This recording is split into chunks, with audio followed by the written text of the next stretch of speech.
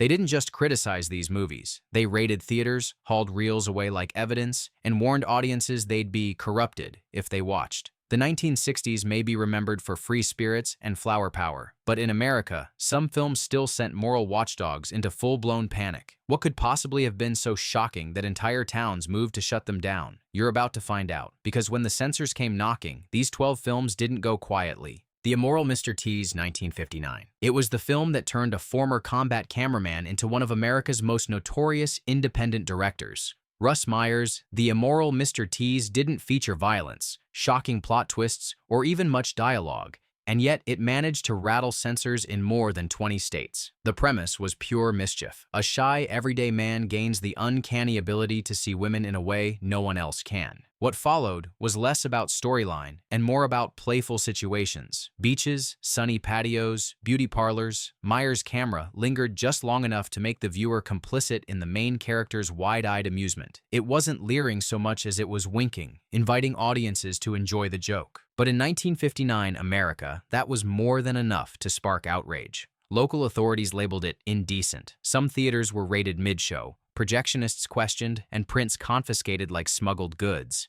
In conservative towns, the movie became a cautionary tale. In bigger cities, it became a dare. The real shock came at the box office. Made for just $24,000, the film earned over $1 million, an astronomical return for an independent production at the time. That success scared the moral watchdogs even more than the content itself. If something this lighthearted could pull audiences away from respectable studio fare, what might happen next? Meyer wasn't just selling a movie. He was selling the thrill of seeing something you weren't supposed to. The Immoral Mr Tes became the first major nudie-cutie hit, setting the stage for a whole new corner of American cinema. For censors, it was a nightmare. For independent filmmakers, it was proof that the audience was ready for something fresher, riskier, and more playful than the Hollywood status quo. They tried to shut the door, but Meyer had already walked through, and he wasn't looking back. Nude on the Moon, 1961. It sounded like harmless science fiction. Two astronauts build their own rocket, land on the moon, and make a discovery that changes everything. But Doris Wishman's Nude on the Moon didn't deliver alien invaders or lunar battles. Instead, her astronauts stumbled upon a moon colony of carefree women who lived without modern worries or modern clothing. Shot partly at Coral Castle in Florida, doubling as the lunar landscape, the film mixed kitschy sci-fi charm with bold scenes that pushed far past what small-town theaters were ready for in 1961. Wishman, one of the few female directors in this corner of cinema, leaned into the absurdity. The Moon Women spoke in a musical language, wore glittering sashes, and spent their days lounging in gardens and crystal pools. It wasn't just the visuals that upset local boards, it was the framing. These women weren't background decorations. They were in charge of their world, and the male visitors were the outsiders. For conservative censors, that reversal of control was as subversive as the imagery itself. When the film toured the South and Midwest, entire counties refused to let it screen. In some places, police showed up to inspect reels before approving a showing, and almost always failed them. Theaters in Los Angeles and New York, however, leaned into the controversy, advertising it as the lunar adventure they didn't want you to see. Despite the bans, Nude on the Moon became a cult favorite, partly because it never took itself too seriously. Wishman's direction kept it light, almost surreal, as though the whole thing was a slightly offbeat dream. The absurd premise and playful tone made it far less about realism and more about fantasy, but that didn't matter to the censors. In the end, Nude on the Moon proved that even in the space race era, America wasn't ready for some trips beyond the atmosphere. And like all good banned films, its reputation only grew with every attempt to bury it. Lorna, 1964. Russ Meyer called it a morality play, but most towns called it something else entirely. Lorna was his first foray into black and white melodrama, filmed in the sweltering heat of rural California. The story followed a lonely young wife trapped in a dead-end marriage, whose world is turned upside down when a drifter wanders into her life. What started as a tale of temptation quickly snowballed into one of Meyer's most controversial works. The film combined stark landscapes, shadowy interiors, and a pounding jazz score to create a sense of restless tension. Lorna herself wasn't portrayed as a one-note villain or victim. She was complex, frustrated, and unpredictable. For 1964, audiences used to neatly package morality. That was unsettling. Local boards weren't impressed by Meyer's claims of social commentary. They focused on the charged imagery, the lingering glances, and the moments that didn't cut away when convention said they should. Several cities, including in the South and Midwest, seized prints outright, labeling the movie obscene. In some areas, the ban lasted for years. Critics dismissed it as exploitation in disguise, while others quietly admitted Meyer was tapping into something bigger, a cinematic rebellion against sanitized studio romances. Lorna's choices weren't presented as right or wrong, they simply were. For the communities that banned it, the problem wasn't just what was shown, it was what wasn't punished. Lorna's independence, her unwillingness to fit the role she was assigned, made the film a quiet threat to small-town order. In Meyer's career, Lorna marked the beginning of his shift from playful to provocative, proving he could stir just as much controversy without a single joke. Mudhoney 1965. On the surface, Mudhoney was a rural potboiler about crime, corruption, and doomed romance. Beneath that, it was Russ Meyer's sharpest jab at the hypocrisy of small-town America. Set in Depression-era Missouri, the film followed a stranger who wanders into a farming community and quickly finds himself caught between a kind-hearted widow and her abusive husband. Meyer cranked up the grit, dusty roads, weathered barns, and tension thick enough to cut with a knife. The violence was raw, the passion unfiltered, and the villains just believable enough to make audiences squirm. But it was the film's willingness to linger on its more intimate moments that triggered censorship boards. In the South, local officials condemned it for lurid content and refused exhibition licenses. Several Midwest cities followed, pulling it from theaters after only a handful of showings. For small towns that prized their clean image, Mudhoney was like a mirror they didn't want to look into.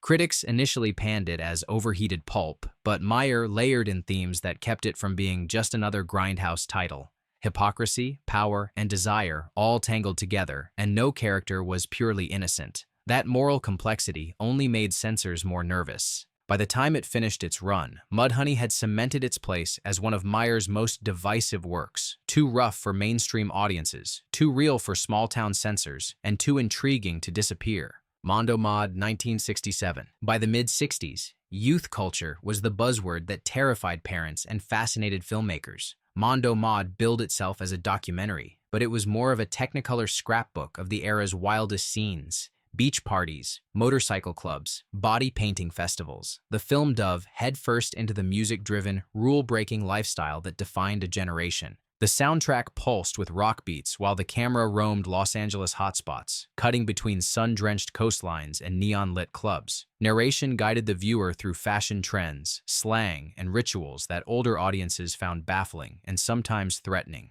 Conservative towns didn't buy the documentary label. They zeroed in on the suggestive dancing, revealing costumes, and carefree attitude. In parts of the South and Midwest, screenings were blocked entirely, with officials accusing it of glorifying immoral behavior. Ironically, those bans only made it more attractive to teenagers and young adults. Word spread that it was the movie they don't want you to see, and urban theaters leaned into the hype with bold marquees. Critics didn't treat it kindly, dismissing it as a cash grab riding the wave of youth culture fascination. But as a time capsule, Mondo Mod captured the restless energy of 1967 better than any sanitized studio picture could. In the end, it wasn't the music or the fashion that scared censors. It was the sense of freedom. And in a decade defined by generational clash, that was more than enough to get a film pulled from the screen. Common Law Cabin, 1967. Russ Meyer's Common Law Cabin took the isolated desert setting and turned it into a pressure cooker. The plot was simple. A shady tour boat operator in Arizona runs a remote tourist camp where a handful of mismatched guests find themselves tangled in deceit, temptation, and eventual violence. The confined setting gave the film an almost stage play intensity. Sun-bleached exteriors and cramped interiors heightened the sense of heat, physical and otherwise. Characters flirted, schemed, and made reckless choices, all while Meyer's camera refused to soften the edges. In many ways, Common Law Cabin was a companion piece to his other late 60s work. Low budgets, tight casts, and a willingness to poke at societal taboos. But unlike his more playful films, this one carried a streak of tension that made every glance feel loaded. When it landed in the Midwest and South, censors balked at the innuendo and slow burn build toward moments they considered indecent. Some counties refused exhibition licenses, while others demanded cuts that gutted the pacing. Meyer refused to compromise in certain markets, resulting in outright bans. Critics often wrote it off as just another Meyer exploitation title, but the film had a sly undercurrent about isolation and the fragility of human civility when removed from the guardrails of polite society. That thematic bite likely went over the heads of the very boards that banned it. Common Law Cabin may not have had the cultural splash of Meyer's biggest hits, but it stands as a reminder that sometimes a small story in a small place can unsettle people far more than a grand spectacle. And in 1967, that was enough to get it yanked from the marquee. Vixen, 1968. By the time Vixen hit screens, Russ Meyer had already built a reputation for poking the bear of American censorship. But nothing in his career up to that point prepared small-town officials for Erica Gavin's portrayal of Vixen Palmer, a free-spirited pilot's wife living in a remote mountain cabin. Isolated from the world, Vixen entertained herself by stirring up trouble, and that meant pushing against every social and moral boundary she could find. What set Vixen apart was its fearless mix of humor, social commentary, and bold character work. Gavin's Vixen wasn't just a prop in someone else's story, she was the story. She flirted, provoked, and played with people's expectations, all while the film slipped in pointed jabs about race, politics, and personal freedom. Ohio authorities wasted no time reacting. On opening night in Columbus, police raided the theater, declared the film obscene, and seized the print. The court upheld the ban, and soon other states followed suit. In some towns, the movie never made it to the marquee. The controversy only fueled ticket sales in cities where it was allowed. Vixen became the first X-rated film to break into mainstream box office success, grossing over $7 million. Critics were split. Some dismissed it as exploitation, others praised it as a sharp satire disguised as pulp entertainment. For Meyer, the bans were practically free advertising. For audiences, the movie was a litmus test. If your town was showing Vixen, you knew it wasn't afraid of shaking up the status quo. Finders Keepers, Lovers Weepers, 1968. If Vixen was a social hand grenade, Finders Keepers, Lovers Weepers was Meyer's slick urban noir with a neon glow. The film followed a woman forced to run her husband's strip club after he's hospitalized, only to find herself caught between gangsters, crooked cops, and her own curiosity. The strip club setting gave Meyer the perfect excuse to pack the screen with glitzy stage numbers, smoky backrooms, and under-the-table deals. The plot moved like a pulp paperback, fast, lurid, and packed with double crosses. In conservative areas, the nightclub backdrop was enough to get the film blacklisted. Some counties refused to grant it an exhibition license, calling it indecent and harmful to public morals. Raids in certain states seized prints mid-run, sometimes without even giving the theater owner advance notice. Urban audiences, however, embraced the style. The movie's blend of crime drama and nightlife spectacle set it apart from both Meyer's earlier rural dramas and his more outrageous comedies. It wasn't subtle, but it was confident, and it knew exactly the audience it wanted. The bans didn't dent its cult appeal. If anything, they cemented Finders Keepers, Lovers Weepers as one of the quintessential you-had-to-be-there films of the late 60s, the kind of title whispered about between friends and sought out on late-night double bills. Cherry, Harry, and Raquel, 1969. Set in the blazing desert near the Mexican border, Cherry, Harry, and Raquel was Meyer at his most psychedelic. The plot followed a corrupt sheriff working for a drug kingpin, a young woman on the run, and an undercover federal agent named Raquel. In true Meyer fashion, the story zigzagged between gritty crime and surreal fantasy sequences. The visuals were striking. Harsh sunlight over endless dunes, sudden bursts of color, and dreamlike interludes featuring a mysterious figure who appeared to be watching the whole story unfold.